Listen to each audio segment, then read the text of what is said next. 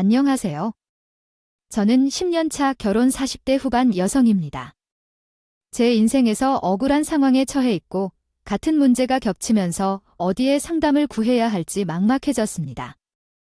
1년 전에는 어떻게 앞으로 나아가야 할지 막막했는데 그때마다 남편에게 많이 의지했습니다. 이번 기회에 모든 것을 털어내고 새 삶을 시작하려고 합니다. 이제부터 겪었던 어려운 상황을 이야기하겠습니다. 5살 연상의 남편과 1년 짧은 연애 끝에 결혼했습니다. 남편은 부모님과 형제가 있었고 결혼 전에는 안정적인 집안에서 자랐습니다. 부모님은 사회에서 존경받는 대학 교수였고 영국에서 오랫동안 지낸 경험이 있었습니다. 이러한 배경으로 인해 남편과의 오해는 없을 것으로 여겨졌습니다. 20대 초반에 영국으로 유학을 떠나며 현재 남편과 결혼한 형님의 이야기를 들었습니다. 남편은 따뜻하고 섬세한 성품을 지니고 있었으며 자발적으로 봉사활동에 참여하는 모습을 보여주었습니다. 매달 꼭 한 번은 데이트 대신 헌혈소에서 활동하는 것이 남편의 습관이었습니다. 아마도 그런 모습에 매력을 느꼈던 걸지도 모르겠습니다. 나는 나보다 남을 먼저 배려하고 위하는 것을 알고 부모님을 따라 효자로 알려져 왔습니다. 그런 선량한 마음 덕분에 남에게 항상 다정하게 대해주며 항상 제가 먼저 위하는 것 같았어요. 남편은 대학을 졸업하고 나서 시부업을 시작하겠다며 15세 나이에 일을 배우기 시작했어요. 처음에 아버님은 남편이 자신의 일을 배우려고 할 때 반대했답니다. 대학 등록금을 안 줬어. 왜 내 일을 하겠다는 거야? 내 형은 영국에서 유학하면서 얼마나 잘 지내고 있어? 대학을 나온 사람이 그런 소리를 하다니 라고 하셨죠. 난 많이 고민하고 결정했습니다. 아버지, 제게도 배우게 해주세요. 잘할 자신 있어요. 남편은 건축일에 능력이 있는 분이셨어요. 타일 공사를 많이 하셨는데 남편이 자신의 일을 하겠다 하자 걱정이 앞섰다고 말씀하셨어요. 아버님께 물어보면서 건축일이 얼마나 힘든지 잘 알았기 때문에 어려움을 겪은 적은 한 번도 없었지만 남편이 하고 싶다고 할 때는 쉽게 허락하지 못했다고 합니다.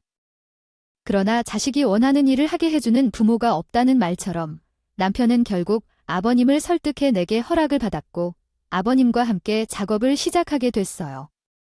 결국 우리 부자 부부는 함께 일하게 되었고 남편의 경험과 숙련도 덕분에 어려움을 겪지 않았어요. 남편이 아버지의 열정과 결연함으로 인해 일을 중단시키지 않고 계속 일하게 되었습니다. 그래서 여러 사람들이 아버지와 남편을 찾게 되었습니다. 그 중에서도 저와 남편은 결혼하게 되었습니다. 결혼한 지 2년 정도 된 어느 날 결혼식 한 주 전에 남편의 친가와 가족들을 처음 만나게 되었습니다. 남편에겐 조카도 있는데 정말 귀엽다고 했죠. 원래 아이를 좋아하는 성격이라 조카와 노는 모습이 색다르지 않았습니다. 하지만 저는 그날 긴장해서 선물도 준비했던 생각이 나네요. 많이 어색하지만 친절히 맞아주셨습니다. 무엇을 선물해야 할지 고민했는데 작은 선물이었어요. 앞으로 잘 부탁드립니다 라는 말이 마음속으로 담겨야 하죠. 센스 있게 준비해 주셨다고 칭찬받았어요. 아버지는 영국인 와이프를 결혼해서 아름다운 딸을 낳았습니다. 그녀는 정말로 예쁘더군요. 그 당시 형님은 한국어가 서툴려서 의사소통이 조금 어렵긴 했지만 시어머니는 우리와 형님을 대하는 태도에 차이를 느꼈습니다. 기억이 나요. 당시에는 정식 며느리가 되기 전이었기 때문에 그러려니 했지만 기억이 나네요. 처음에는 시어머니의 태도가 이상하다고 느낀 적은 없었어요. 가족들이 거실에 앉아 있을 때 시댁 어머니가 따로 나를 불러 저녁 준비를 하라고 했었죠. 처음에는 그저 뭐지?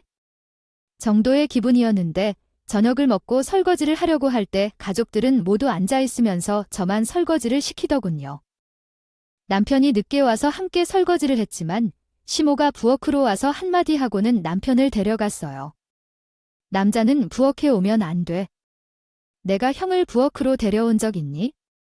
결혼한다고 나는 이런 꼴을 못 본다. 요즘 시대에 내가 설거지를 할 수 있다고 이거 다 얼마나 해? 아니면 형수님도 함께 하게 해줘. 우리 큰며느리는 아니냐? 설거지 역시 안 돼. 많이 볶아도 꾸들하잖아. 얼른 커시에서 앉아. 넌 이걸 다 할 수 있어? 그 후로부터 기분이 너무 안 좋았어요. 영국에서 온 며느리는 설거지를 해서는 안 되고 결혼식도 아직 올리지 않은 예비 며느리인데 설거지를 하니 너무 속상했어요. 결국 시댁 가족 모임이 끝나고 남편이 저를 집에 데려다 주는 길에 그런 식으로 결국 남편 또한 아까의 일로 마음이 떨리고 계속 마음이 쓰이고 있었다는 얘기를 했어요. 나는 충분히 당신의 마음을 이해해. 엄마 대신 내가 사과할게. 우리 엄마가 좀 유별난 느낌이 들던데 처음 형수님이 데려왔을 때 국제결혼 안 된다고 엄청 반대했었는데 주변에서 영국에서 온 며느리를 보자 신기해하며 자꾸 칭찬하니까 형 결혼을 바로 허락해 주더라고. 형수님이 이렇게 영국에서 온 며느리라면서 모든 것을 허락하고 예뻐했다. 나는 지금 어머님한테 인종차별 당하는 느낌이야. 어머님은 한국인인데 한국인이 나보다 형님을 더 아끼는 것 같아서 참 서운하다. 오랜만에 온 것이기 때문이지 우리 결혼식 본 뒤에 바로 떠난다니까 엄마도 형이 한국에 올 때만 그런 거야? 이번에 와서 앞으로 언제 올지 모르니까 조금만 참아줘. 결혼식을 치르고 형님 내외는 영국으로 가셨어. 그 후 1년이 훌쩍 지났다. 하지만 그때마다 시모는 우리와 형님을 차별했어. 형이 외국인이고 한국 문화를 잘 모르니 그럴 수 있다고 해도 말키 다 알아듣고 시모의 의도가 누가 가도 시집살이라는 걸 아는 나로서는 서운하고 눈물이 날 정도로 속상했다. 한두 번이 아니야. 어느 날은 형님과 나, 시모가 백화점에 갔을 때 있었거든. 그때 우연히 시모의 친구들을 만났어. 영국에서 왔다며 며느리를 따라 다니셨던 거야. 세상에 무슨 인형이 따로 없네. 자기는 그런 며느리로 좋을 것 같아. 친구가 곧 따라와서 내가 아들 둘만 있는데 영국에서 와서 그런지 생각하는 게 쿨하고 하는 주씨도 예쁘니까 같이 있으면 53대가 될 것 같아. 그런데 옆에는 누구야? 아, 맞다. 자기 둘째 며느리 봤다 했나. 둘째 며느리구나 보네. 아, 이건 내 정신의 첫째 며느리가 선물 사주는 백화점 나온 건데 우리 먼저 칼 줘야겠어. 첫째 며느리가 뭐 사주는지 다음에 날 잡아서 한번 보자. 그 순간 시모가 절창 피해야 하는 것 같다는 느낌을 받았습니다. 그리고 선물을 사드리기로 한 게 제 생각이었고 우리 부부와 아주버님 사부부가 같이 돈을 모아서 선물을 해줄 건데 항상 시모는 첫째가 해줬다며 남들에게 자랑하기에 이수였어요. 아무래도 아주버님과 형님은 외국에서 살고 교수까지 되셨으니 자랑할 건 많았지만 전 남편은 고작 아버님이 도와주는 것 말고는 자랑할 게 없었죠.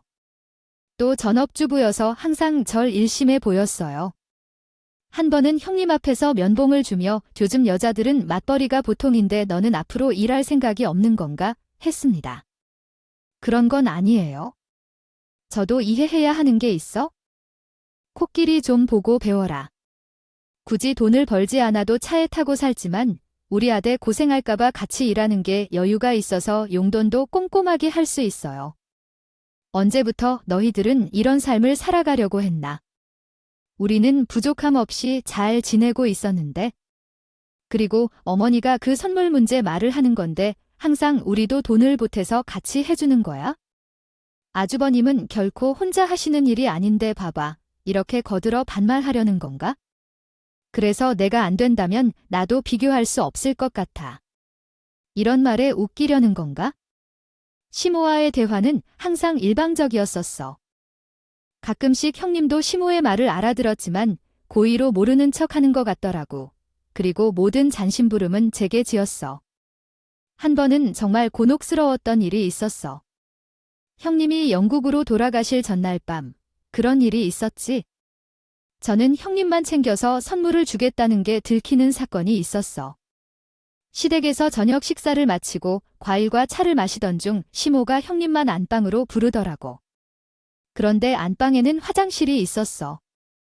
거실 화장실을 누군가 쓰고 있어서 안방 화장실에서 볼일을 보고 나오는데 시모가 백화점에서 고른 스카프를 형님 목에 걸어주며 귀엽다 꼬마라는 말을 들었어. 거기까지만 했으면 조금 서럽지 않았을까 싶었는데 시댁을 모을 생각 없는 그 말 때문에 상처를 받았어. 첫째야, 내가 너를 얼마나 아끼는지 알아? 솔직히 둘째는 왜 이렇게 지 맞춰줘? 가는 길을 잃고 쓰여진 글도 없어서 내가 어디에 의지할 수 있는가 모를 정도로.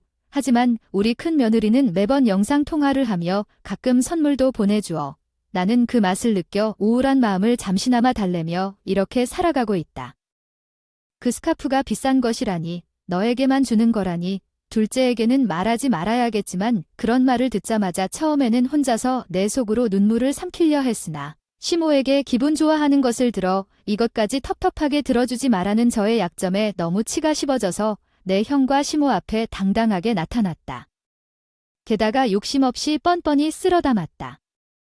형은 사실 감정이 나쁘진 않으나 시모가 계속 차별하는 바람에 형이 려 말에는 답답할 수밖에 없었으니까. 형은 스카프를 착용하는 것이 정말 잘 어울리셨다. 나는 이런 선물을 받아도 하지 않아 그냥 버리거나 다른 사람에게 쓰려고 했을 것이고, 그렇지만 이 스카프 중 하나만 가지고 있었으면 했다. 너는 부럽다. 나는 그 첫째가 영국으로 가서 1년 뒤에 돌아온다. 그래봐야 아무래도 그렇겠지. 내가 왜 날 그런지 몰랐지만 형과 함께 안방으로 나가곤 했다. 나는 안방에서 정말 오랫동안 울음소리를 내지 않으면서 눈물을 흘려야 했다. 때로는 눈물을 막으려 해봐도 마음은 계속해서 눈물을 흘리게 되어 고굴한 일이었다. 그 후 몇 년 동안 우리 부부는 어떠한 고민도 없이 살고 지냈지만 한 가지 걱정거리가 생겼다. 그것은 아이가 생기지 않는다는 것이었다. 결혼한 지 6년이 넘도록 아이가 생길 기미조차 보이지 않았으며 그것이 내게는 큰 상처가 되었다. 너무나 받았을 때였어요. 남편과 함께 고민 끝에 인공수정을 한다고 결정했고 병원의 도움을 받았지만 10년 차 결혼 후 아이를 가지지 못했습니다. 거의 포기할 때쯤 시어머니가 상처 주는 말을 하기 시작했어요. 우리 아들 인생 망쳐놓고 넌 탑이 너머카니 내가 너만 생각하면 반찬도 해주고 싶지 않아. 그나마 우리 아들 봐서 반찬하는 줄 안다. 힘드시겠어요. 이런 거 뭐하라. 너 혹시 결혼 전에 뭐 숨기고 결혼했니? 등의 말이었죠. 그리고 나는 몸과 마음이 지칠 때가 있었죠. 그렇게 시간이 흘렀어요. 생각지도 않은 사건이 발생했습니다. 그날은 새벽부터 폭우가 쏟아져 내렸어요. 남편과 함께 시 내려가기로 했는데 그날은 하피가 지방으로 가는 날이었어요. 늦은 오후에 일을 끝내고 돌아오던 길에 고속도로에서 1톤 트럭과 충돌 사고가 발생했고 남편은 사고 현장에서 사망하고 아버님은 하반신에 손상을 입으셨습니다. 퇴근 시간이 다가와도 연락이 없어 걱정하던 찰나에 알 수 없는 번호에서 전화가 왔고 전화를 받자마자 오십지도 않은 채로 병원에 달려간 제가 있습니다. 아버님은 수술실로 이동하셨고 남편은 하얀 천으로 덮여져 있었습니다. 그 순간을 어떻게 잊을 수 있을까요? 아직도 가슴이 뛰고 손이 떨리지만 할 말이 없어요. 엄청난 충격 뒤엔 아버님은 운이 좋게도 생명에는 지장이 없으셨지만 하반신 손상을 입으셨습니다. 그리고 제가 받은 상처보다 더 아픈 것은 한동안 말을 하지 않으셨다는 것입니다. 그 순간 아버님은 아들과 다리가 된 것이었습니다. 당신의 마음이 얼마나 아팠을까요? 상상조차 어려웠습니다. 그날의 사건으로 많은 것들이 변했습니다. 남편의 장례식 당일 아버지께서 오셔서 보험 문제와 아버지가 계약한 일을 처리해 주셨습니다. 그리고 자신의 모든 일을 끝마치고 영국으로 떠나셨습니다. 남겨진 나와 시어머니는 앞으로 어떻게 살아야 할지 막막했습니다. 그 순간 시어머니께서 전화가 왔습니다. 우리가 살던 집을 정리하고 시어머니 집으로 와 당신과 함께 살라는 제안을 했습니다. 남편이 떠난 상황에서 그런 제안을 받아 어리둥절했습니다. 남편도 세상을 떠났는데 어떻게 자신의 삶을 살라는 말인가 싶었습니다. 부모님은 자식으로서 없을 줄 알았지만 시어머니의 제안에 따라 집에 들어왔습니다. 부모님은 충격을 받은 것 같아 보였습니다. 특히 아버지는 걱정하신 것 같았습니다. 어떻게 이런 일이 생겼나? 라고 물으신 것 같았습니다. 하지만 당신에게 말할 수가 없었습니다. 그때 시어머니는 우리 집은 이런 상황은 너 때문이야. 이렇게 살아야 하는데 왜 자식을 낳았나? 라며 말씀하셨습니다. 너희는 이 집에서 지내고 있으면서 내가 손해야 어쩌고 라고 말하셨습니다. 못하겠다고 하는 말 못할 거야. 자식도 못 낳고 너 때문에 내 아버지 평생 힘겨워해만 한다 같다. 그리고 결국 나는 아들도 잃고 남편까지 잃고 혼자 남으셔서 알겠니? 시모는 이 상황을 모두 제 잘못으로 돌렸습니다. 그래야 살아남을 수 있는 사람처럼 내게 무례하게 대해했죠. 저 또한 남편을 잃고 모든 게 변한 상황에서 어떻게 제 정신으로 버틸 수 있었겠어요. 그냥 시간이 흐르는 대로 견뎌냈고 남이 하는 대로 시간을 보냈습니다. 시모는 하반신 마비가 된 아버지를 살펴주고 사회활동을 하겠다며 시작하게 되었어요. 처음에는 맡겼으나 식당에서 일하는 줄로만 알았어요. 하지만 점점 시모의 행동이 이상했습니다. 외출할 때 전혀 입지 않았던 원피스를 차려 입고 나가고 화장은 기본적이고 높은 힐을 신고 나가기도 했어요. 이 모든 것이 나만 이상하게 느껴지는 건 아니었습니다. 시아버지는 스스로 굴복하지 않을 정도로 힘들었지만 휠체어에 앉으면 모든 게 정상적으로 할 수 있었어요. 한 번은 쉬부와 함께 산책을 갔을 때 너무 답답해 보여서 외출을 하시게 했답니다. 그날이 아버지가 사고를 당하신 날이었어요. 어떻게 이런 일이 생겼나? 라고 물으신 것 같았습니다. 하지만 당신에게 말할 수가 없었습니다. 그때 시어머니는 우리 집은 이런 상황은 너 때문이야. 이렇게 살아야 하는데 왜 자식을 낳았나? 라며 말씀하셨습니다. 너희는 이 집에서 지내고 있으면서 내가 손해야 어쩌고 라고 말하셨습니다. 그랬다. 친애하는 분, 오늘 나랑 데이트 할래? 봄이니까 밖이 꽃향기로 가득하더라. 너가 외출하고 싶으면 얘기만 하면 돼. 걱정은 말고. 응, 아버지랑 같이 나가고 싶어서 그래? 같이 나가자. 처음은 어려울 수 있지만 계속 나가면서 시간이 금방 가겠지? 그러고서 아버지와의 첫 외출을 즐겁게 보낼 거야. 그런데 봄바람에 감기를 피워버린 아버지는 결국 병원에 입원해야 했다. 그 일로 인해 시모는 나에게 크게 화를 내면서 왜 아버지를 데리고 나가서 이 사태를 만들었어? 만약 무슨 일이 있었다면 어떻게 했을 건데? 라고 말했다. 그 일로 내 신뢰를 어떻게 할 건지 모르겠다. 치료비가 얼마나 들어가는데 간병인도 데려올 수 없잖아. 너도 조심스럽게 잘해줄 수 없어. 앞으로 신경 써줄게. 하지만 그 사이 시모는 내게 모든 일을 시키기 시작했다. 상처주주같이 그 바람 때문에 정말 많이 고생했어요. 마음이 아파서 화병을 앓았죠. 한동안은 시모 소리만 들어도 심장이 두근거리면서 많은 스트레스를 받았어요. 잠도 거의 못 잤어요. 하지만 그럴 때마다 옆에서 힘이 되어주는 분은 아버지였어요. 그날 아버지께서 병원에서 퇴원하시고 나에게 몰래 해주신 말이 있었죠. 면이라 기한이시 뭐 말은 신경 쓰지 마라. 난 간만에 밖에 나가서 사람 하는 것 같더라. 조만간 또 나가자. 이번에는 내가 미리듯이 뭐한테 말해 놓을 테니까 걱정 말고. 아버지는 나의 30분간의 외출이 그렇게 좋은 것 같아서 웃으며 위로해 주셨어요. 그런 모습을 보면 어쩔 수 없이 힘이 나서 쓰다. 가정이나 주변에서는 이 정도로 힘들게 살고 있는지 몰랐을 거예요. 하지만 모두가 의아해했죠. 남편이 없고 자식도 없는데 아직도 시집살이를 하는 이유를 이해하지 못했어요. 친척들은 더 이상 뭐 봐야 할 게 없다며 나오라고 하기도 했지만 병든 아버지를 두고 나오기 힘들었어요. 아버지 없이는 아무도 도와줄 사람이 없었어요. 너 무슨 일 있는 거 아니야? 내가 사돈 좀 만나봐야겠다. 이제 볼 일 없는 남남이 된 마당에 왜 널 안아주고 이러는지 모르겠어. 엄마, 내 일은 내가 알아서 할게. 그 사람 죽은 지 1년도 안 됐어. 여기 있으면 아버님 옆에서 그 사람이 내 아버지와 함께 복화시를 하며 행복한 시간도 있었고 항상 여기서 있을 수는 없겠죠.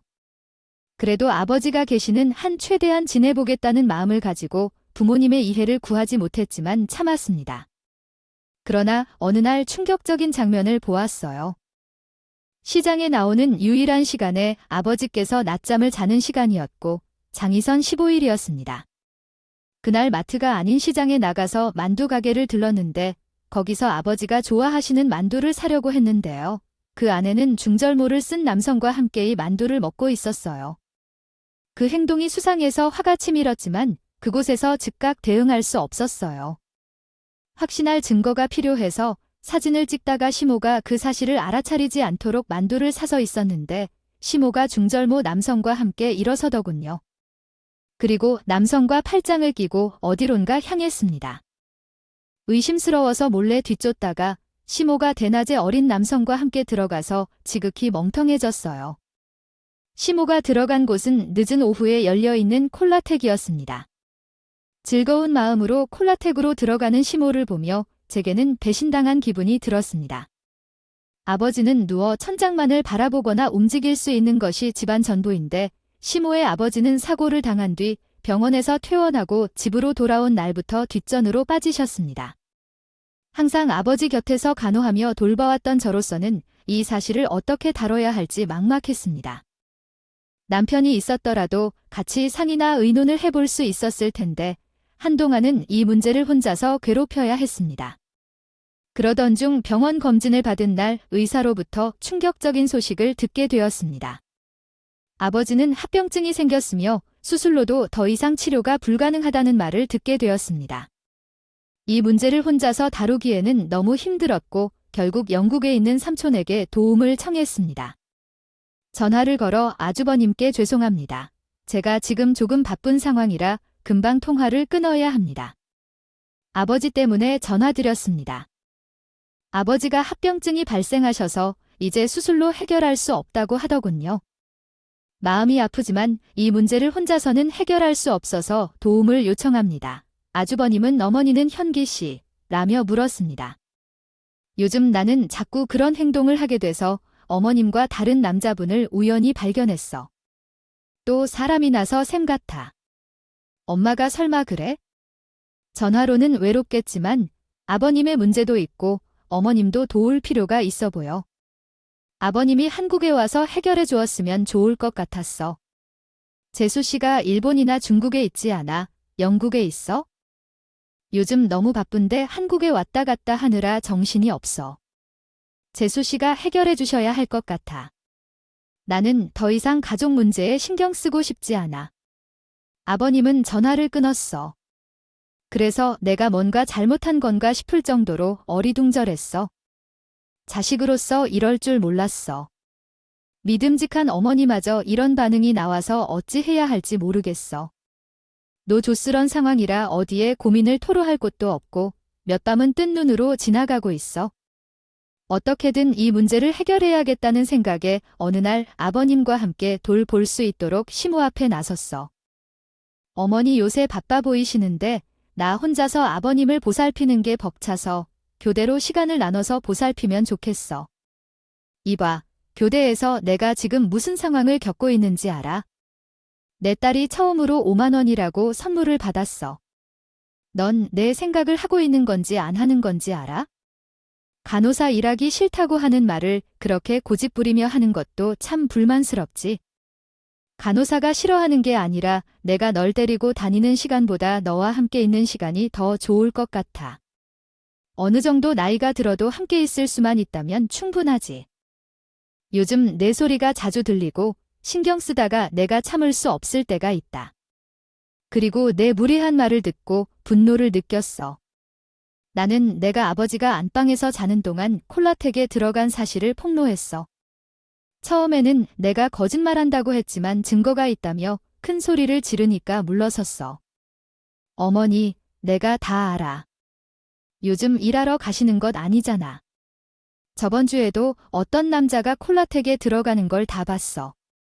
이해해. 어머니가 아니라고 부인하면서도 어두운 사실을 피하려 하지? 사진을 보세요. 누가 봐도 여기 어머님인데. 거짓말하지 마. 그런 거니까 아버지도 신경 쓰는 거야? 이게 바로 현실이야?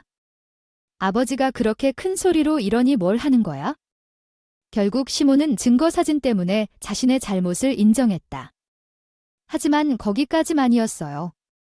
그렇다고 밖에 안 나가는 것도 아니었고 오레가노를 하는 것도 아니었습니다. 그런 상황 이후에도 시모는 또 다른 변명을 댔고 나갔어요. 집에만 있으면 우울해지는 현대 청소년들은 춤도 스포츠처럼 하면 운동하는 거라고 생각해 춤도 운동으로 인정해요. 그 친구에겐 운동하러 간다고 하고 시모는 집에서만 있으면 답답해서 운동하러 나간다며 결국 콜라텍스로 나갔어요. 이제 춤도 운동이라 간섭하지 말라 너는 춤추러 가는 거니까 화나죠. 이런 모습을 보는 저도 힘들고 화가 나는데 아버지는 오죽하셨을까요? 결국 아버지가 나가라고 하니 시모는 화가 나면서 처음 맞았어요. 그 춤추러 가는 것 안 오아. 너는 내가 불쌍하지도 않아. 사람이 양심이 있으면 이렇게 하지 않겠지? 며느리, 무기 챙겨라. 나도 건강해야 해. 둘 다 늙으니 취급받으면 좋지 않아. 나는 왜 이런 것을 좋아해 하는 줄 알아?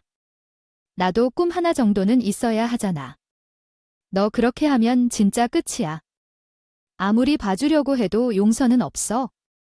탄을 한 다리에 끌지도 못하는데 난 당신을 용서할 수 없어. 늙어서까지 당신의 뒷바라지를 할 생각은 없어. 아버님께 그런 말을 한 뒤 시모는 현관문을 세차게 닫고 나가버렸어.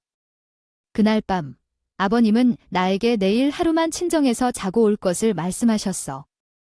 난 당신 없이 살면 불편하실 텐데 손님이 오면 곁에 누가 있어야 한다고 말씀하시기도 했지만 난 여전히 거절했어. 중요한 분이시라고 해서도 난 그렇게 할 수 없다고 했어. 그렇게 해서 다음 날 오랜만에 친정을 다녀왔어. 그리고 한 달 후 아버님께서 세상을 떠났어. 그동안 아버님에게 못해준 것들이 너무 많았는데 그 마음을 채우기 위해 효도를 했어. 그래서 아버님이 돌아가신 후에도 눈물이 나더라. 아버님께 효도를 해야겠지만 그리고 제 마음도 평화를 찾을 수 있었어. 사고 이후 1년도 안 되게 함께한 세월은 마치 주마등처럼 빠르게 지나갔어.